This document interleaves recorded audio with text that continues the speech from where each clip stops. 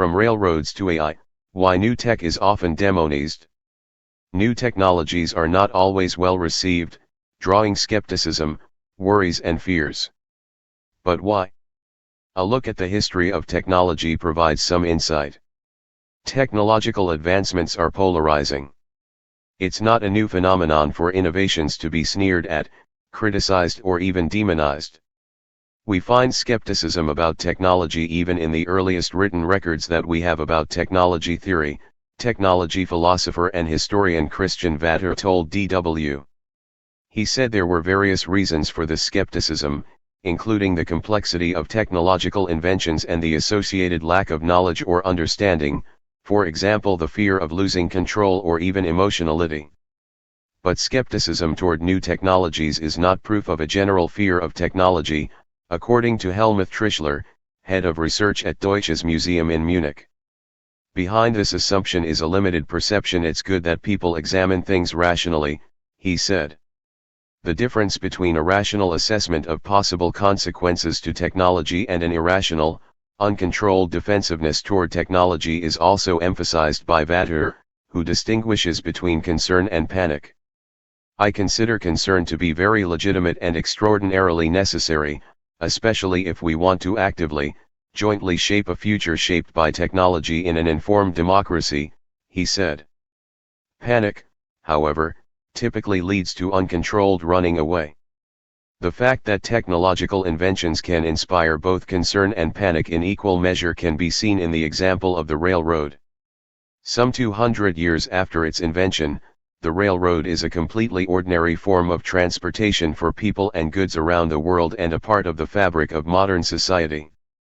But in its early days, some people perceived the railroad as the work of the devil. The world's first public railroad was inaugurated in England in 1825.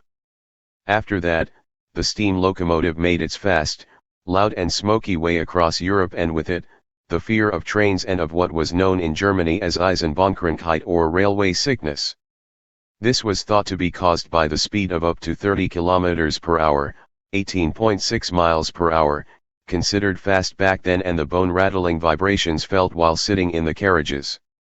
Even as the railway network grew throughout Victorian England, the criticism of this mode of transportation remained strong, as evidenced by satirical caricatures and illustrated police reports. Trischler said these reactions are completely understandable within the context of their time. Technological advancements require reorientation, which can spark fears to which people react with dire prognosis and apprehension. The new does, after all, arouse emotions. Technology is basically always associated with emotions, he explained. But not every technological invention inevitably evokes negative emotions. For instance, when nuclear energy was new, the attitude was different. The first German research reactor was built in Munich in 1957, and 4 years later, nuclear energy was fed into the country's power grid for the first time.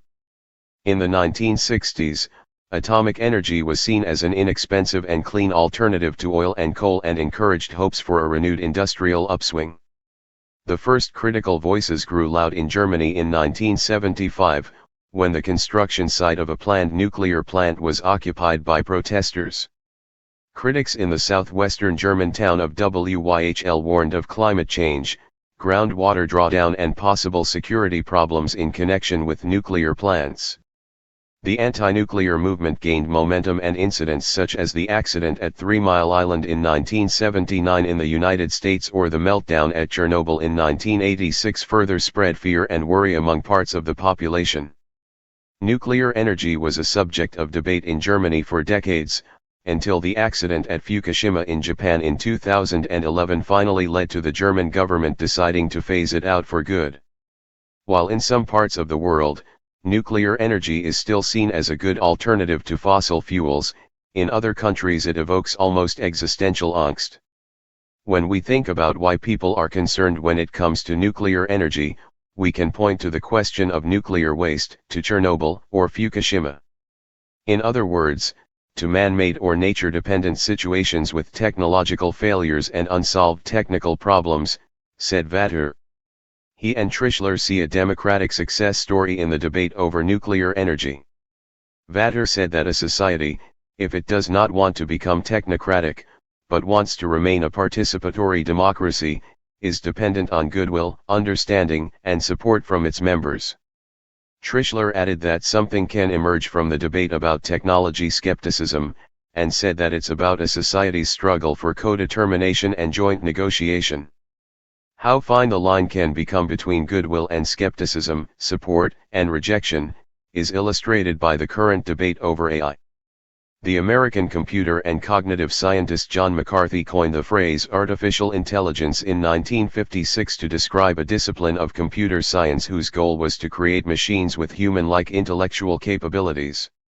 After decades of developments in the field, debate over the topic has focused of late on, among other things, the chatbot ChatGPT, which was released in November 2022 and immediately sparked controversy.